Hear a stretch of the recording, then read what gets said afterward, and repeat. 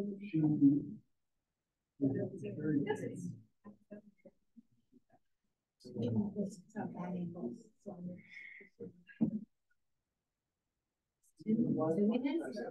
right there. Oh, there he is. I'm a professor in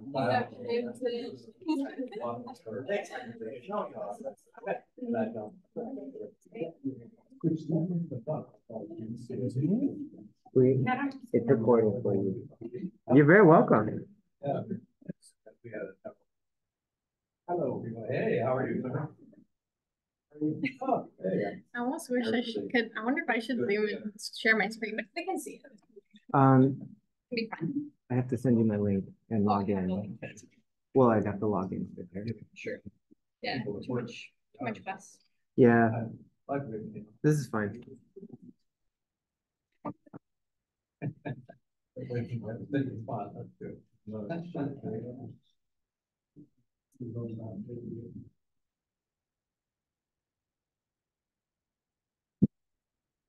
a good size Zoom room. I have a lot of spread out. Yeah. Okay, so welcome everybody. Again, a big thanks to those who are here and those who have been here for many seminars now the last few weeks.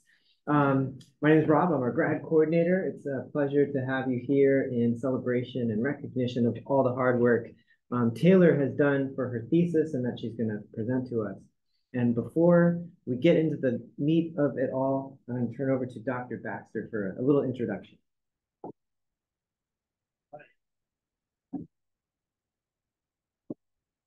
Hello, everybody. Again, I know there's a little bit of overlap here.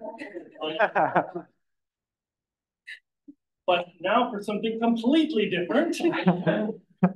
Taylor is my other graduate student, and I'm really pleased to introduce her. She's presenting to you, obviously, her master's thesis that she has worked tremendously hard on. I'll make note of that in just a moment. But I want to kind of go way back when you first, contacted me. You were living in Spain and teaching, and it was kind of during COVID, and the interview that we had was through Zoom, and I just remember being just really impressed with your maturity, your insight, your motivations, and just energy and the whole package. And I just knew right away that Taylor would be a wonderful graduate student, and she has turned out to be that and so much more. So she has put in just a tremendous amount of work in this project. You can't even possibly imagine. Maybe some of you have heard her cry on your shoulders, ask for your help, and all that. She's done some really high-level stuff. Her project involves bioinformatics, which maybe some of you heard about, and it's just a tremendously valuable technology for the kind of work that Taylor's been doing. And she is looking into, this opaque world below the ground. We're trying to understand microbial diversity in response to, these treatments and fire and mechanical thinning that she's going to be talking about. But this is an amazing technology, but it comes at a great price, right? Taylor worked immensely hard over many, many months just to even get her data into, the format and servers and getting things working to even getting the output. So I just know how hard she's worked for so how long. So I'm really impressed with all the time you've put in, but also the intellectual effort and scholarship growth you've achieved to do that. So it's just amazing, and I'm very impressed. So I'm very grateful again to introduce her. And again, she, noteworthy for some of you who haven't heard of both Taylor and Kayla. Taylor and Kayla. No, it's Talon and Taylor.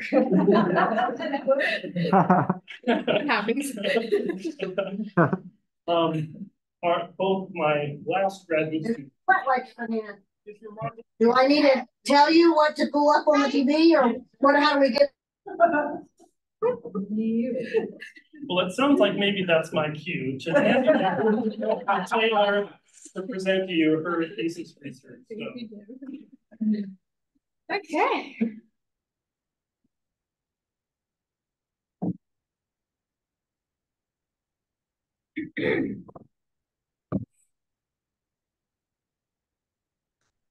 Are we good? Okay. Okay. Massive Zoom room. Sorry. Well, hello everyone. Thank you all for being here. I'm very excited to share the research I have worked on for the last couple of years, examining how low-intensity prescribed fire and mechanical thinning alter the composition of soil fungi in a mixed coniferous forest of the Western Sierra Nevada. Fire is an ecological process and an evolutionary force that creates a selective pressure on organisms and evolve adaptations to deal with this type of disturbance. For example, in this photograph, you can see conifer trees, and they have evolved to have thick bark, which allows them to resist being damaged by fire. Also, the herbaceous plants in this photograph will mostly burn above ground, but many of them have evolved adapted traits that allow them to store energy underground and resprout after the fire. Fire has been a part of the California landscape ever since the last ice age, and for millennia, humans have inhabited this land and used fire as a tool to manage their resources. In this map, I'm showing the Sierra Nevada and the frequency of fire prior to the 1850s era of Euro-American settlement in California. In this map, the red areas show that fire occurred between every 8 and 20 years on average. Because of these fires were so frequent, they burned at low intensity. These fires were started by lightning strikes, as well as intentional ignitions by indigenous peoples. However, in our modern day Sierra Nevada, fires burn much less frequently, on between 30 or 100 or more years, which is shown by the green areas on this map. Because the Sierra Nevada, along with most forests in California, has been managed with a strict regime of fire suppression, the understory of our forest has accumulated a lot of fuels. All of this extra vegetation provides fuel for much higher intensity fires to occur when they do pass through an area. Additionally, in California, like most forests in the world, really, have undergone a lot of land use change. Most of our forests have been clear cut for timber harvest, and additionally, we have expanded our human developments into the forest zone. All of these changes combine with climate change and create the situation where we have much more extreme wildfires that burn at higher temperatures and with higher flame heights that reach into the canopy of the forest and result in much greater mortality. Fortunately, not all fire is equal.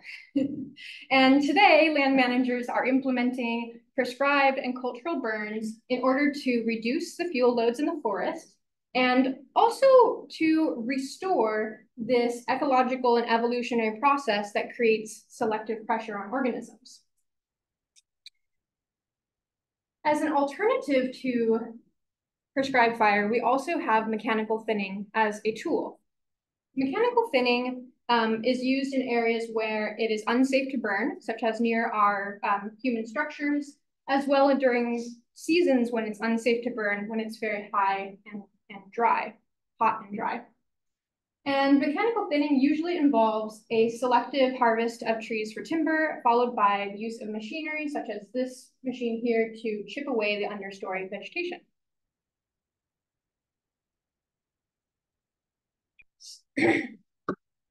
With these management practices, we are introducing a new type of disturbance to our forests that alter forest structure. At first, the total number of organisms in the forest will be reduced in the short term, either as a result of being combusted by fire or by being cut away from using machinery. Secondly, the forest floor will be dramatically different after both of these management treatments. For example, after thinning, the forest tends to be much more heterogeneous in terms of the resources that are available for organisms. This results in a major increase in the total biomass available, and all of that carbon and other nutrients are locked up in these dead materials such as logs, branches, leaves, and wood chips. And as we dig into the forest floor, we see that there's a very thick layer of duff. This duff is dead, partially decomposed organic material, such as leaves, pine needles, and other woody debris.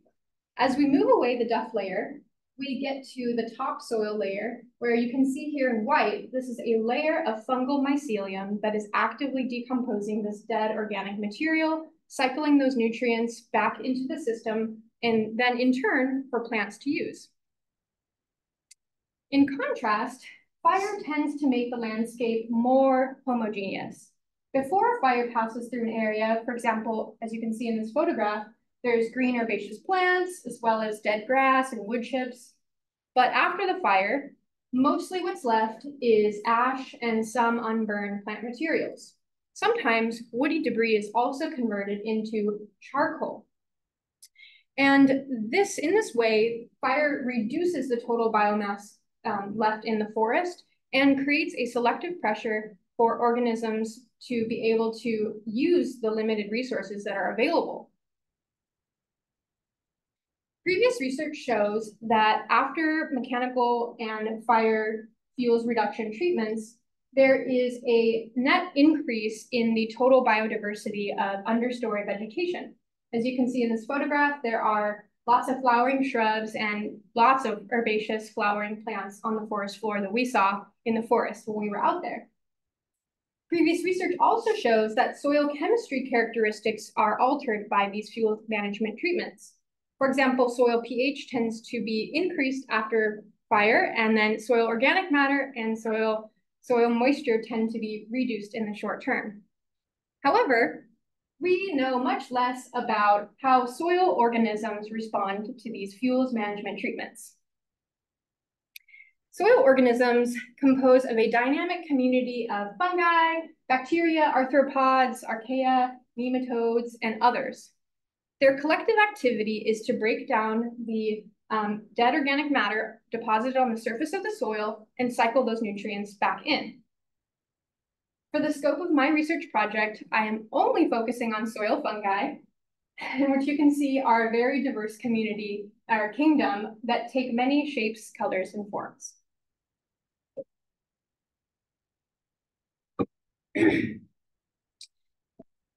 Soil fungi provide ecosystem functions that are very important, including nutrient cycling, carbon sequestration, soil formation, water retention in our soils, and also they influence the above ground plant community. Previous research shows that communities that are more diverse will be more resilient to change. That is because all of the individuals in a community provide specialized functions that help their community recover after disturbances. This is also thought to be true for fungal communities, where communities of fungi that are more diverse will have a greater capacity to carry out all of these ecological functions. Now, biodiversity is something that has challenged scientists for centuries in terms of how do we define it, how do we quantify it, and in ecology, we have come up with some very specific ways to quantify it. And usually we use species richness and evenness. Richness is simply the total number of species in a given area. As you can see in sample A, there are 5 species, and therefore it is more rich than sample B with just 4. Evenness is a measure of how evenly distributed the species are in a given community. For example, community A has 2 individuals of each species, and therefore is very even. In contrast, community B is much less even. As you can see, this green species here, there are many more individuals of that species compared to the others.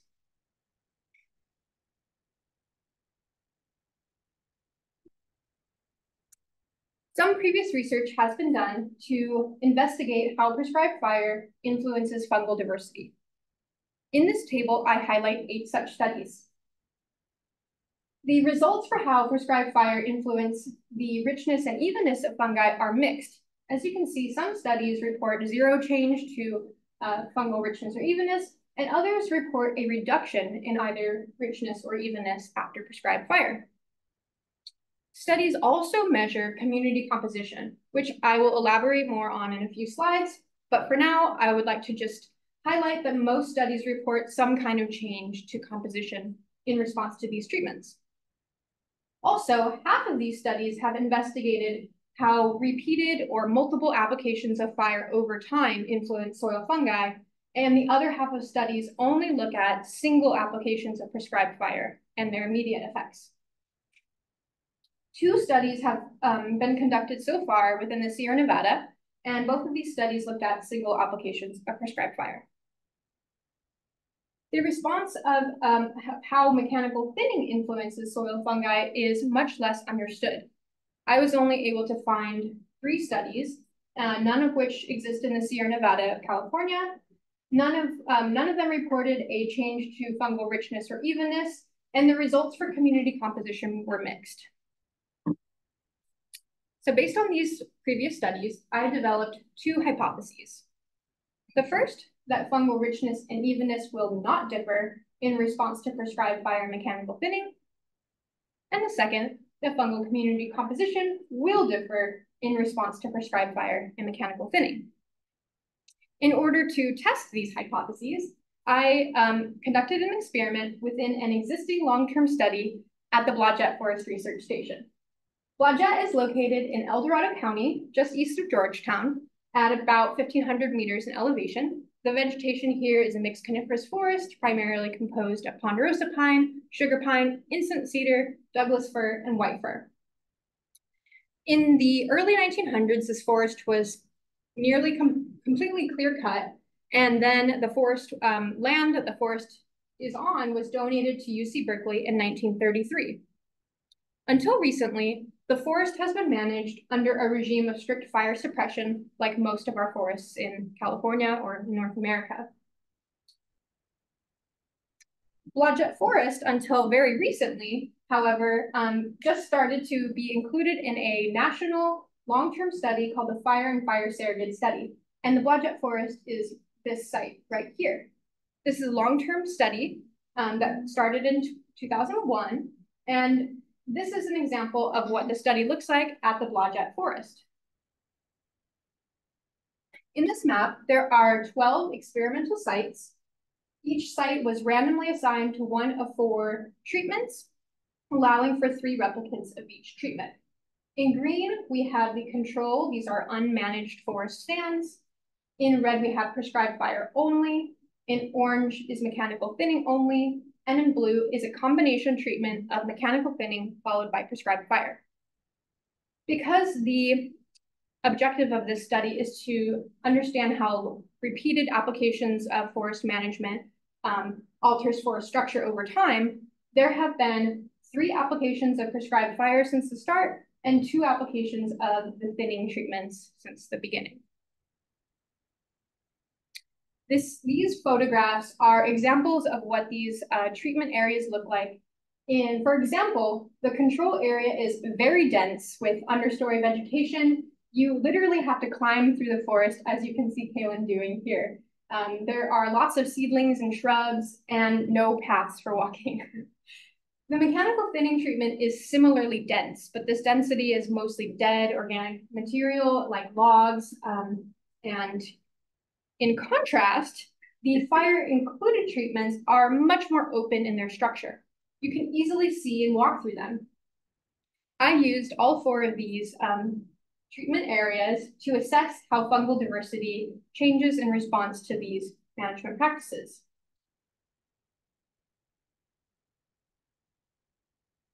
And in order to do that, I collected 144 soil samples. Within each of these 12 sites, I established 3 plots. This map is an example of just one site. And within each plot, I collected 4 soil samples. Because soil fungi tend to be host-specific, meaning they associate with particular plants, I restricted sample collection to be within 3 to 5 meters of trees in the Pinaceae family. I used a metal soil coring device to collect soil of standardized volume. And the metal coring device has a plastic liner that I sterilized between sample collections and in order to prevent cross-contamination of genetic material. I put all of the soil in sterilized plastic bags and homogenized the contents from the outside and removed 15 milliliters approximately of soil from each sample and froze that soil for DNA extraction. The rest of the soil I brought back to the lab, and it was first sieved. All the fine root tips of pine trees were removed. I washed these root tips in water. That's what you can see in these Petri dishes. And then I visualized all of the root tips under a stereo microscope. The first method I used to quantify fungal diversity was to visually identify these colonized root tips for the presence of ectomycorrhizal morphotypes. Ectomycorrhizae are plant symbionts. They colonize the root tips of plants. This photograph is a fine root tip of a conifer tree, and the two red arrows indicate two distinct fungal morphotypes that are colonizing these roots, and this is the area where they exchange resources. These are some more examples of what the ectomycorrhizae look like in my samples, and photo credit to my undergrad, Glenn, for taking all the photos.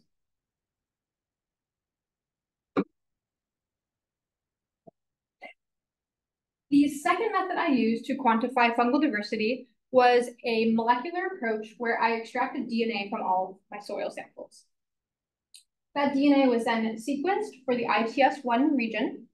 This is the internal transcribed spacer region, which is a part of a DNA sequence that encodes for ribosomes.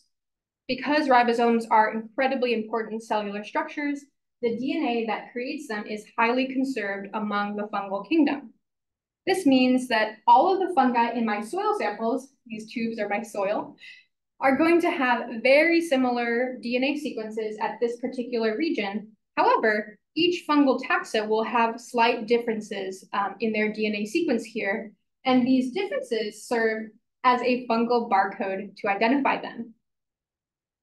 So with all of my DNA sequences, I then did a series of bioinformatic analyses, the first of which was to process my DNA for quality control. After QC, I got a list of approximately 6,800 fungal ASVs. These are amplicon sequence variants, which is the formal name for our fungal barcodes. I then was able to assign each ASV a taxonomic assignment based on the phylogeny of the fungus. And because not all of the ASVs or fungi are identifiable to the species level, I used the level of phylum and genus to get both a macro and micro perspective on my community.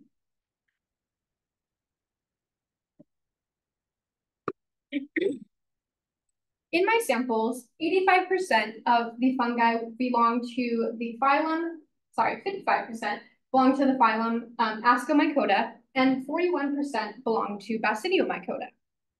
These are two major groups of fungi that are distinguished from one another by the way they produce spores. This mushroom on the left is an example of Ascomycota, and the mushroom on the right is an example of Basidiomycota. And importantly, both of these groups of fungi encompass the majority of mycorrhizal fungi, which are those plant symbionts that I looked at under the microscope.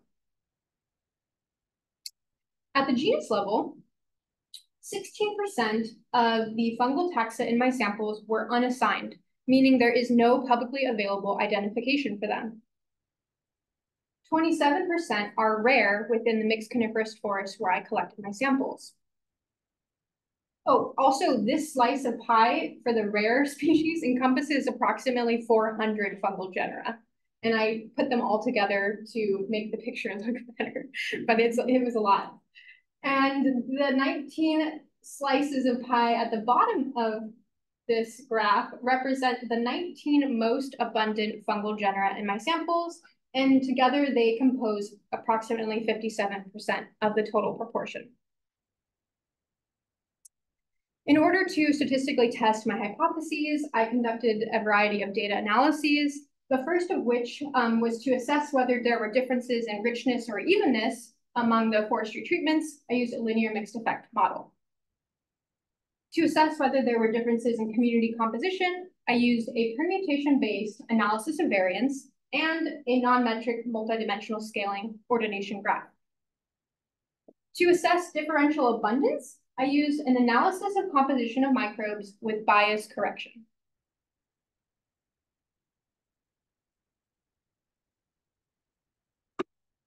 This graph is the first of my results and show the ectomycorrhizal richness of my samples. Again, this is the number of different unique morphotypes that I saw on the root tips of my samples. And that number is shown on the y-axis of this graph, and the forestry treatment is shown on the x-axis of this graph. Although there was some significant effect of site on ectomycorrhizal richness, these results still support my hypothesis that there is no difference in ectomycorrhizal richness among the treatments. For ASV richness and evenness, again, ASV are the fungal barcodes, I saw similar results. On the left graph, on the left y-axis, is richness of ASVs, and on the y-axis in the right graph is evenness of ASVs. And both graphs have the same forestry treatments on the x-axis. Both of these results, the results of the linear mixed models, support my hypothesis that there is no statistically significant difference in fungal richness or evenness among the forestry treatments. Okay. Now, to visualize community composition, I used this non-metric multidimensional scaling type ordination graph. In these graphs, plots, samples are represented by dots, and the position of each sample is based on the presence or absence of fungal taxa and the abundances of each taxa. Each sample is ranked based on the total community, and their position in the graph is based on their rank according to these non-parametric axes. Here are all 36 of my samples, the pooled DNA sequence samples. Each dot represents one sample, and the color of the dot corresponds with the forestry treatment that was applied to the site where that soil was collected. The closer the dots are together, the more similar they are, and also the further away they are, the more dissimilar they are in terms of their community composition. In my samples, you can see that they separate by treatment, where the two fire-included samples group together and the mechanical thinning treatment and the control treatment group together. These results partially support my hypothesis that there is a difference in fungal community composition among treatments based on the two groups separating.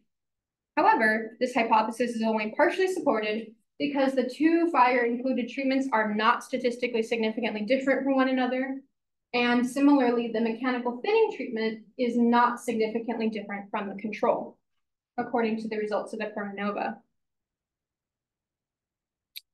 To further test this same hypothesis and also start to get at the question of how are these communities different from one another, I used ANCOM-BC, which quantifies differential abundance.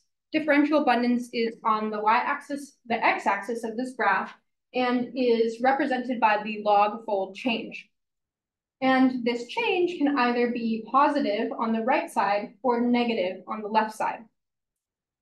On the y-axis are all of these fungal genera that are differentially abundant in the prescribed fire-only treatment when compared to the control. As you can see, there are 6 significantly enriched fungal genera in the prescribed fire treatment, and this enrichment means that their abundance is increased in the prescribed fire treatment when compared to the control. Additionally, there are 8 significantly depleted or fungal genera which have a decrease in their abundance. And this pattern is similar and even more apparent for the combination treatment of mechanical thinning followed by prescribed fire, where I have seen 19 fungal genera that are significantly enriched or increased in their abundance, and 12 fungal genera that are significantly depleted or decreased in their abundance. in this treatment when compared to the control.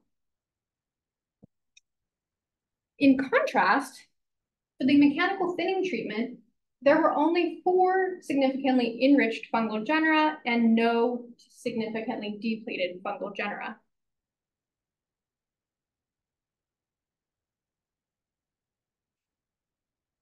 Taken together, this analysis provides evidence that of how community composition is different among my forestry treatments, and the results match the ordination graph, where we have the 2 fire-included treatments being significantly different from the control, and we have the mechanical thinning treatment, which is not significantly different from the control.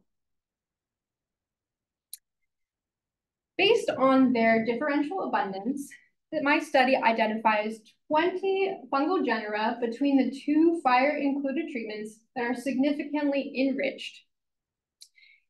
And these 20 genera could potentially be pyrophilous or fire-loving fungi. Many organisms evolve fire-adapted traits, which allow them to survive and reproduce that selective pressure of fire. I believe that the 20 fungi in my fire-included treatments could have evolved some kind of specialized metabolism that allows them to consume and get energy from ash and charcoal, the burned organic material that's left after a prescribed fire. These products of fire can remain on the forest floor for several years after even a low-intensity prescribed fire. I also believe that the significantly depleted fungal genera in my samples perhaps did not have evolved to have these specialized metabolisms. Perhaps they were not able to consume the resources left over after fire, or maybe they were not able to compete with fungi that did have the ability to metabolize these resources. In contrast, after mechanical thinning, the forest is left with an abundance of dead organic material in the form of biomass, and it's possible that the fungi in the mechanical thinning treatment were not significantly different in their composition from the control treatment because these resources are not chemically distinct from what is available to them in the control area. Additionally, these 4 differentially abundant fungal genera that were increased in the mechanical thinning treatment did not appear to be differentially increased or decreased in either of the 2 fire-included treatments. In summary, prescribed fire and mechanical thinning do not alter fungal species richness or evenness, but do alter fungal community composition. This is largely consistent with what other studies have shown, with a few exceptions. For example, Tuaninga et al. And Semenova et al. Both observed a decrease in fungal richness or evenness after repeated applications of prescribed fire. In both of their studies, the prescribed fires were applied to the land on a frequency that occurred every other year for multiple decades. This is quite different from the frequency of which fire was applied to the land at the Blodgett Forest Research Station where I collected my samples. Here, the fires are applied to the land on an interval of about every 8 years. And I believe that this difference in which fire was applied to the land could be responsible for the different pattern I observed. Additionally, Reason et al. And observed a decrease in fungal richness after a single application of prescribed fire, and their experimental design differed from mine in a couple of ways. The first of which was they collected their soil sample just 3 weeks after the prescribed fire had occurred, and at the Blodgett Forest Research Station, I collected my samples almost 6 years after the last application of prescribed fire had occurred, and there were 3 applications of prescribed fire at Blodgett. So it's possible that in the short term at the Blodgett Forest Research Station, there could have been a reduction in species richness of fungi, but that possibly the total number of species recovered after time. Okay, I'd also like to mention that I took a unique approach to quantify fungal composition. Most studies traditionally use this Permanova type analysis. Other studies also use an RNA-seq type analysis. And ANCOM BC is a newer approach that was specifically designed to analyze data from Amplicon sequence data. And to the best of my knowledge, my study is the first to use ANCOM BC to assess how mechanical thinning prescribed fire alter fungal diversity. Additionally, as best as I know, my study is the first to look at how a combination of mechanical thinning followed by prescribed fire influence fungal diversity.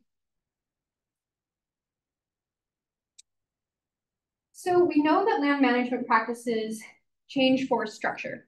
After prescribed fire, there's a net decrease in the total biomass, and after mechanical thinning, there is a net increase in the total biomass. This creates a trade-off where fungi will respond differently in these different situations based on the resources that are available to those organisms. Additionally, fungi are rarely considered in a conservation context. In the United States, we have the Endangered Species Act, which creates protections for plants and animals that are at risk. However, there are no fungi, in fact, there are no microorganisms at all that are included in these protections. However, worldwide, scientists have only identified approximately 10% of the total fungal kingdom. And my study highlights how little we know about the fungal kingdom, where I had 16% unidentified fungi and 27% rare in the mixed coniferous forest. We do not know how these unidentified fungi contribute to essential ecosystem processes, but we do know that our land management practices influence their composition. So I believe in order to ensure the preservation of fungal diversity for generations to come, it is essential that we include fungi in our conservation frameworks as well as our land management decisions. And with that, I'd like to thank all of you for being here, a lot of people, especially my advisor, Dr. Jim Baxter, for trusting me to figure things out and believing in me. My committee members, Dr. Ballerini and Dr. Davidson, thank you for all your advice. Kaylin Edwards, my lab mate, for being by my side this whole wild ride, grad school, undergrads who helped, friends and family, especially my partner Jordan, for being here, and all of the financial contributions that made the research and molecular sequencing for this project possible. Thank you.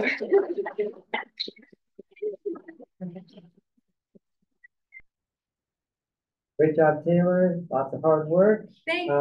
Questions and comments from the audience, and if you want to chime in on Zoom, you're welcome to do that as well. All right, Taylor, this is Todd calling from Washington, D.C. Sorry about that. Very well spoken. I'm very proud of you. And I know Jeannie would be so, so proud. Thank you. Thanks for that comment. That's right. So awesome job. You can maybe text them so they can text their comments. Yeah, you can also text them in the chat if you'd like. But you kind of finished on this note of we have all this fungal diversity that we haven't described yet and we don't know what it's doing. Yeah. From your sequence analysis, so you broke down your analysis, you had your rare things that still made up a significant proportion of the overall abundance or whatever, but then that unassigned group, so presumably it's unassigned because you're not getting a match. Yeah. So can you tell me though with that, can you still assign things percentage-wise, like, hey, they're 5% of that unassigned was the same thing. Well, I just don't know what it is. Like how did that break down? Can we look at that? Essentially it breaks down. So are they rare? Is everything in there a bunch of different things that are rare? It's a mixture of things. Are there some that are kind of predominant? Yeah, so that slice of the pie included all of the fungi in my samples at the genus level. And in total, there were approximately 900, almost 1,000 different genera. And so that slice of pie, the rare slice of pie included 400 genera, then there were just 19 at the bottom, and then that other slice of pie is almost another 400, almost 500 genera. So it's a lot of them. And when I say unassigned, the way that the taxonomic assignment works with the sequencing is that each of the barcodes is referenced to a database available online that is a publicly available database. Anyone can access it. And the sequences are blasted individually. For those of you who aren't familiar with what BLAST is, that's another online database that is for DNA sequencing and also RNA and protein sequencing. And so there's a separate database just for fungi, and it identifies at each level and gives a percentage confidence interval at each level. And so if the assignment drops below like a 97% confidence interval, it just says unassigned. That way it's more accurate than saying, we think it might be this, we think it might be that. But you don't know, like presumably you could have, a bunch of sequences that are exactly the same sequence. You don't know what, that hasn't been identified yet. Exactly. But, I have kind of more than, there's a bunch of them over there. Is there something there, presumably the things that have been described are the most commonly occurring things, but also. There also are some that are pretty abundant, but don't have an identification. So yes, those sequences essentially just remain barcodes in my DNA. Like all the others would be given a name, and then I have all the unidentified ones are just like a long sequence of like codes to assign it. So yeah, again, I can see the breakdown of it. Does that answer your question? Yeah, I just wondering, like, there's something out there. It's like, oh, this is occurring a lot. Yeah, I don't know what it is. I definitely am excited to explore the data more. I had limited. What I included was just a very small portion of the results that I got from the study, and there's even more that I can do to investigate the patterns. A comment and then a question. So first, my comment is this was so well presented. Your literature review was incredible. I will be stealing that from you in the future. But the thing I wanted to ask you is clearly this was a big project. You had to learn a lot of techniques. In your opinion, what was the most challenging part of this project? Well, all of the bioinformatic analyses, I used Python coding. And that was definitely the most challenging thing I've ever done in my entire life. But I did it somehow. Good job coding. Yeah. Was it coding DNA isolation? I had done that in undergrad. That was a piece of cake. Once I got the better kits that actually worked. That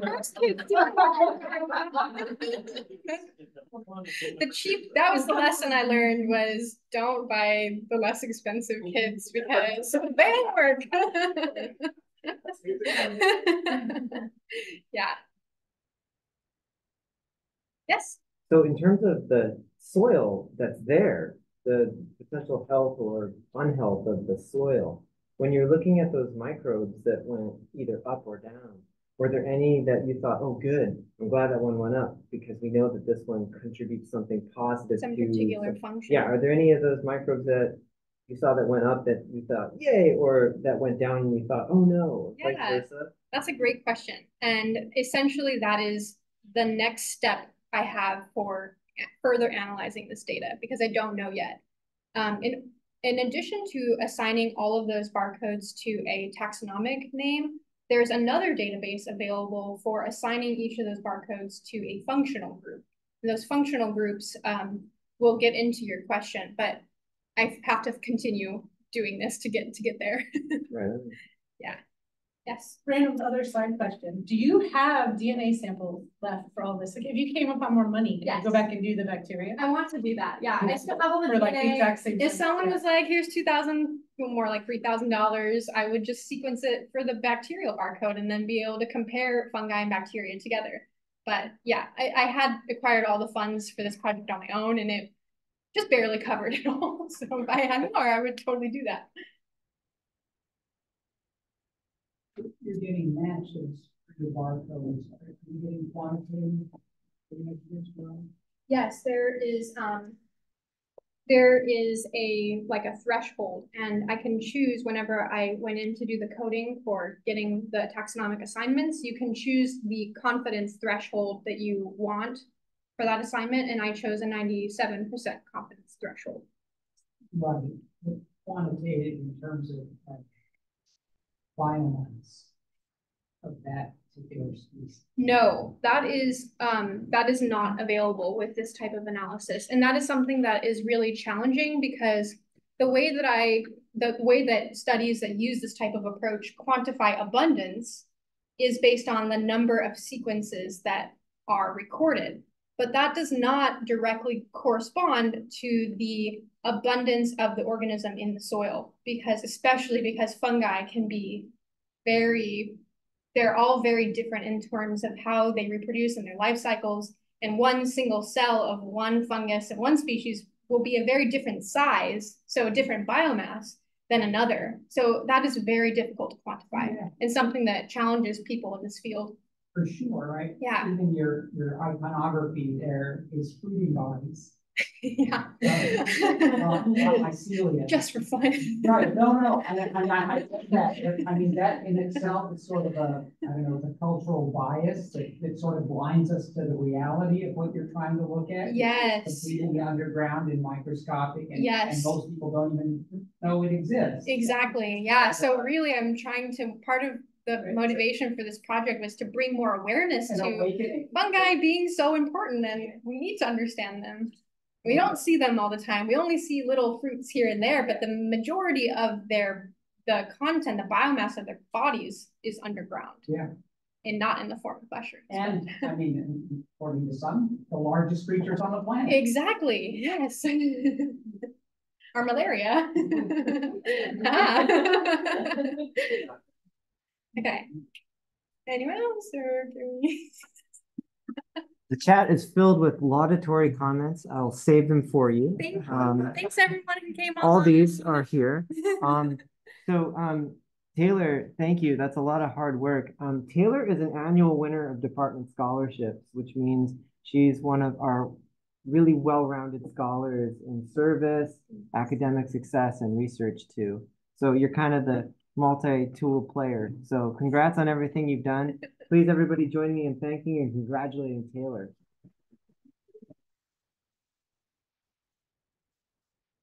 So this is the part of our show where we have a closed session chat with the committee. You don't have to leave campus, but you do have to leave the room. Thanks for coming, everybody. Thanks for coming on Zoom. I've got the recording for those who do want it. Thanks, everyone. Got it. So cool.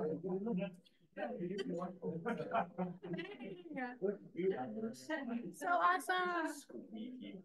Everything was so polished. I learned a lot. See you when I see you, right? Thank you. Okay, I'll be hanging out here. Oh, you're Of course.